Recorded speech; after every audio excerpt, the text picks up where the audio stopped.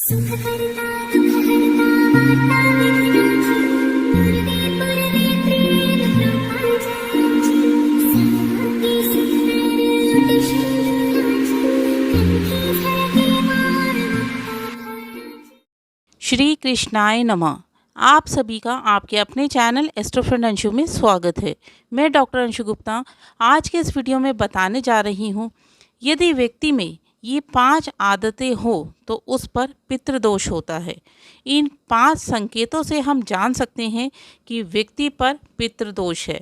मित्रों, हमारे सनातन धर्म के प्राचीन शास्त्रों में बताया गया है कि व्यक्ति की आदतें उसके स्वास्थ्य के साथ साथ उसके भविष्य, उसके गुण दोष के बारे में भी जानकारी देती है। अर्थात मनुष्य के बारे में क्या उसके मन में है, उसका भविष्य कैसा है, ये सब हम उसकी आदतों से जान सकते हैं। और उसकी अच्छी और बुरी आदतें उसका भविष्य निर्धारित करती हैं। उसके अंदर की बुरी आदतें धीरे धीरे उसका पतन कर देती हैं। इसलिए इन दोषों का निवारण करना बहुत ही आवश्यक है, अन्यथा धीरे धीरे उस व्यक्ति को धन, परिवार, भाग्य, संतान, विवाह व आर्थिक स्थिति से संबंधित समस्याओं का सामना करना पड़ सकता है। शास्त्रों के अनुसार मनुष्य 3 प्रकार के दोषों से ग्रस्त होता है। पहला कुंडली के दोष, दूसरा ग्रह दोष, वास्तु दोष और तीसरा है पितृदोष। इन तीनों दोषों में से सबसे बड़ा दोष पितृदोष माना जाता है। गरुड़ पुराण में भगवान श्री कृष्ण ने गरुड़ जी को कहा कि बहुत ही महत्वपूर्ण है ये दोष, और इस दोष के बारे में बहुत सारी बातें बताई हैं। साथ ही पितृदोष निवारण उपाय भी बताए हैं। जिस व्यक्ति पर पितृदोष होता है उसका कैरियर, पारिवारिक जीवन, पैसा सब धीरे धीरे नष्ट हो जाता है। वो किसी कार्य को शांति से नहीं कर पाता है। जिस पर पितृदोष होता है उनके परिवार में कलह कलेश रहता है। बनते बनते कार्य बिगड़ जाते हैं। बहुत मेहनत करने के बाद भी सफलता नहीं मिल पाती है। समाज में मान सम्मान नहीं मिल पाता है। श्री कृष्ण कहते हैं, जिस मनुष्य को अपने पूर्वजों का आशीर्वाद नहीं मिलता, वे मनुष्य जीवन में कभी भी सफल नहीं हो पाता। सुखी जीवन जीने के लिए पूर्वजों का आशीर्वाद बहुत ज़रूरी है, किंतु पितृदोष के कारण मनुष्य का जीवन अस्त व्यस्त हो जाता है। इसलिए पितृदोष को शांत करना अर्थात पितरों का आशीर्वाद पाना मनुष्य के लिए बहुत ज़रूरी है। और ऐसे कई लोग हैं जिनको अपना जन्म दिवस, अपना जन्म समय नहीं पता है, जिनकी जन्म पत्रिका नहीं है, वो कैसे जान सकते हैं कि उनके ऊपर पितृदोष है या नहीं। ऐसे में हमारे सनातन धर्म में प्राचीन शास्त्रों में कुछ ऐसे लक्षण बताए गए हैं जो यदि व्यक्ति में दिखाई देते हैं तो मान लीजिए उस व्यक्ति पर पितृदोष है। शास्त्रों में 5 ऐसी आदतों के बारे में बताया गया है। यदि ये आदतें आपके अंदर हैं या इनमें से कोई भी एक आदत है तो आपके ऊपर पितृदोष है, और पितृदोष शांति के उपाय आपको ज़रूर करने चाहिए। आप जानते हैं कि कौन से हैं वो लक्षण जिनके कारण पितृदोष उत्पन्न होता है, और यदि ये दोष आपके अंदर पाया जाता है तो शीघ्र ही पितृदोष उपाय करने ज़रूरी हैं। पहली आदत है, यदि व्यक्ति हर समय नाखून चबाता है तो वे पितृदोष से पीड़ित है। और इतना ही नहीं, हमारे शास्त्रों में बताया गया है कि नाखून चबाने की आदत विरासत में मिलती है। यदि व्यक्ति बार बार नाखून चबाता है तो उसके पितृ उससे नाराज़ हैं या उसके पितृ किसी भी प्रकार से उससे संपर्क करने का प्रयास कर रहे हैं। दूसरा, जो व्यक्ति अकारण अपना सर खुजाता है, बिना किसी वजह के वो अपना बार बार सर खुजाता है, फिर व्यक्ति पितृदोष से पीड़ित है।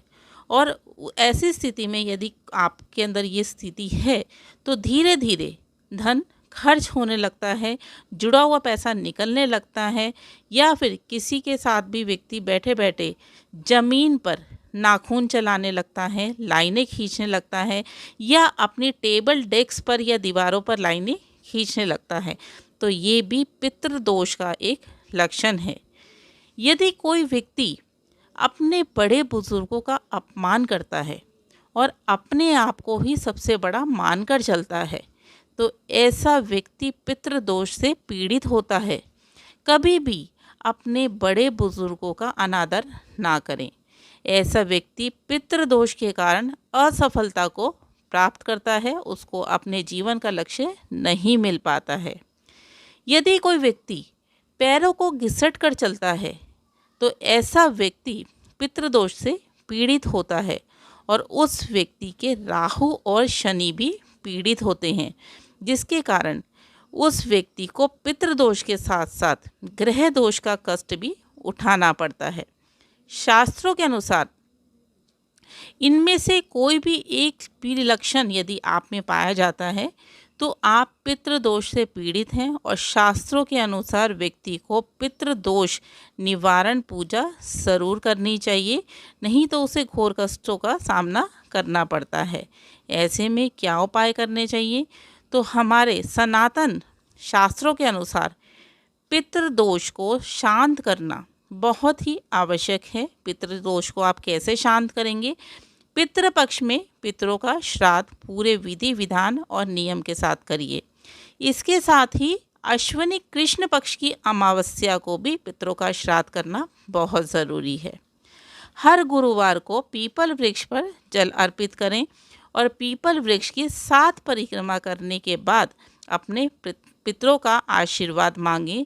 ऐसा करने से आपके पितृ आपको आशीर्वाद देंगे और आप अपने जीवन में सुखी बनेंगे।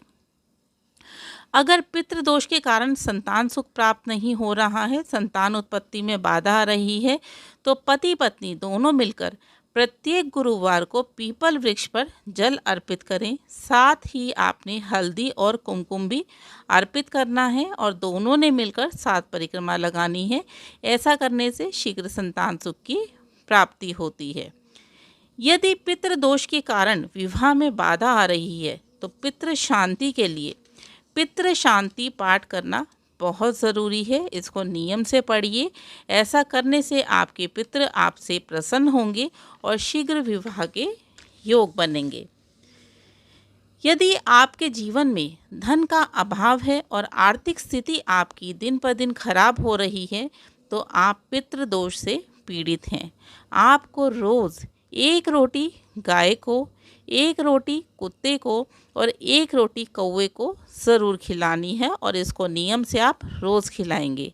ऐसे में अगर आप इस नियम को फॉलो करते हैं तो आपके पितृ आपसे प्रसन्न होंगे और आपके धन आगमन के रास्ते खुलेंगे। मित्रों, हमारे सनातन धर्म में मान्यता है और भगवान श्री कृष्ण ने गरुड़ पुराण में भी कहा है कि कभी भी हमें पितरों का अपमान नहीं करना चाहिए।